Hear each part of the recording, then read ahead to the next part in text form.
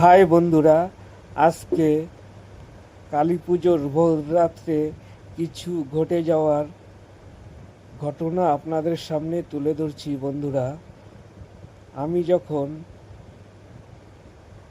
ঘর থেকে বেরোচ্ছি, বেরোনোর পর আমাদের শিউলি ফুল গাছটার প্রচুর ফুল দেখলাম আমাদের রাস্তা উঠোনের সামনে ঝরে পড়ে রয়েছে।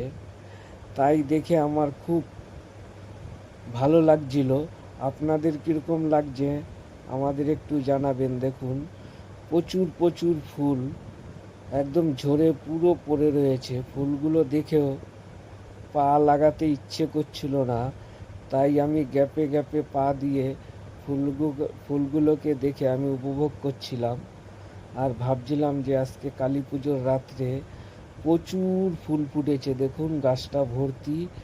কিছু ফুল, প্রচুর ফুল ঝরে পড়েছে আর কিছু ফুল এখনো ঝরেনি। দেখে আমার খুব ভালো লাগলো।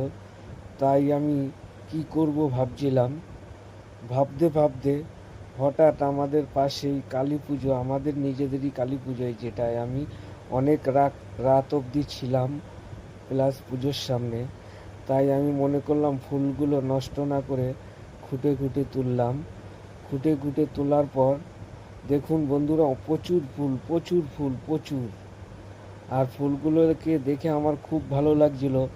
আপনাদের এই ভোর রাত্রে, প্রায় শুভ সকাল, তখন বাজে 4:30, ফুলগুলোকে সুন্দরভাবে খুঁটে খুঁটে তোলার চেষ্টা করলাম। আর যতদূর পারলাম আমি নিজে তুললাম।